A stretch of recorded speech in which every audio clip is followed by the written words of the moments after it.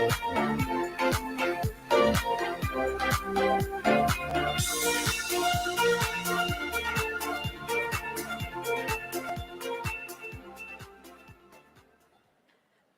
morning, good afternoon, and welcome everyone to our session.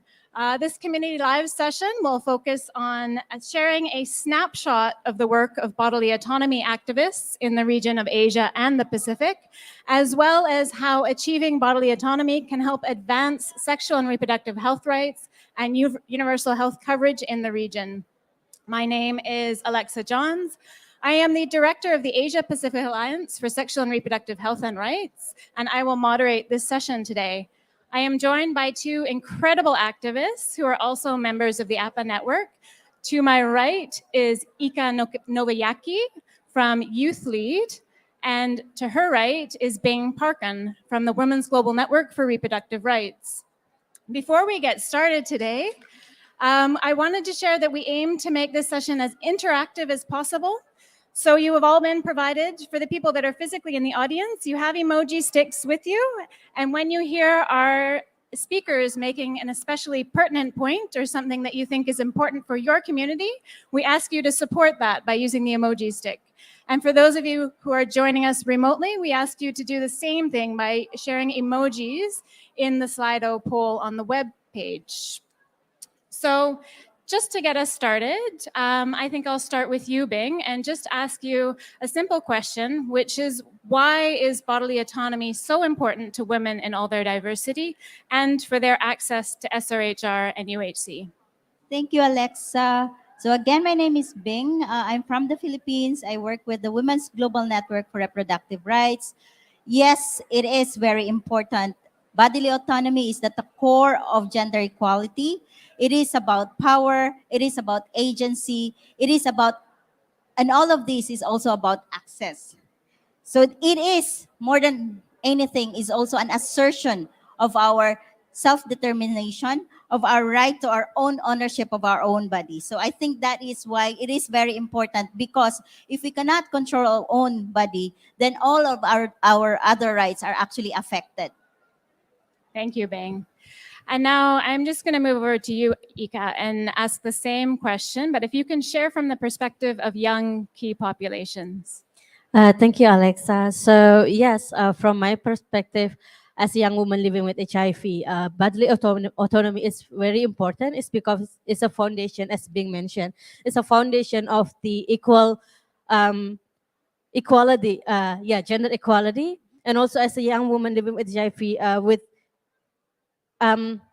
when I know about the bodily autonomy, I know about my rights. I know about my body is my business. So yeah, it's my choice whether I have a partner or no, whether I want to have children or no. That's really important for me. Thanks. Exactly. Thank you so much for sharing. We're now going to switch gears just a little bit, and we have a video to show you.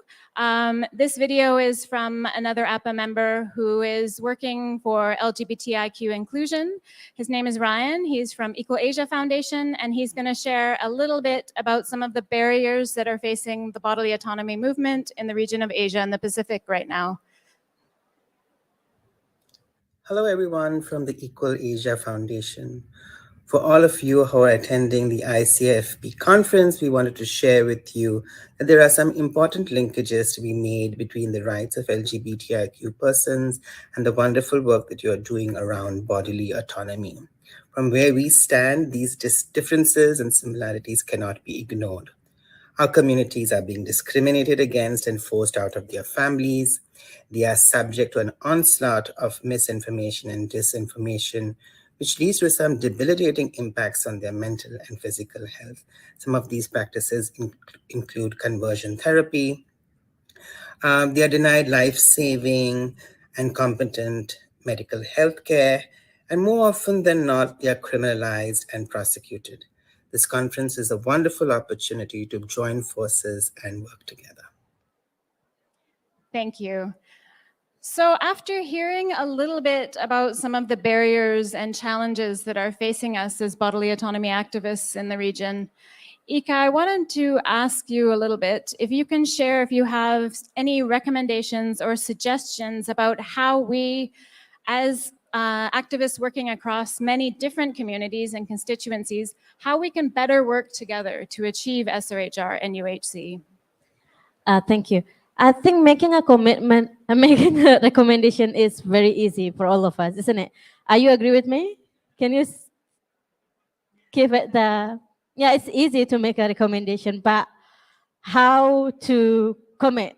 So I think what is the very important after all the activities, all this session here in this conference, I think it's first commitment from every person, every activist, that we need to work together. We need to involve the young people, including young population, and also commitment from the donors and governments to give more fund and keep funding the communities. Thank you. Awesome. Thank you so much. Bing, we're now going to shift over to you, and I'm going to ask you if you have any suggestions or recommendations specifically for policymakers or other development partners that might be in the audience today. What would you ask of them?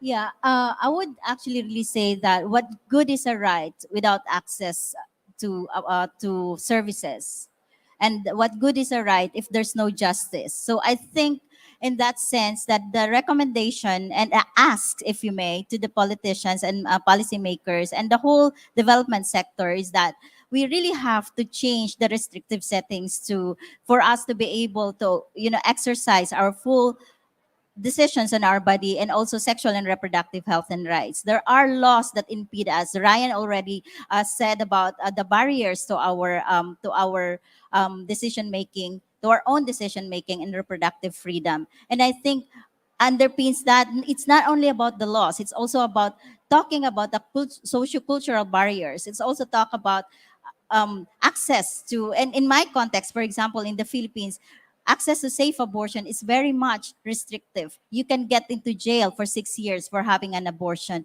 3 women die each day due to unsafe abortion. These are not, one is too many. These are actually real lived realities of peoples on the ground. And I think the politicians and policymakers has to think, and we know for a fact as well that our rights and the wins at the policy halls and at the level of development is not given to us. Those are not given to us on a silver platter. It has been worked hard by feminists, by the movements, by the social movements that change the policies, that transform the societies. And I think in that sense, it is not also, we shouldn't also be relying on the policymakers to change the laws for us. We have to work for it. We have to change the system.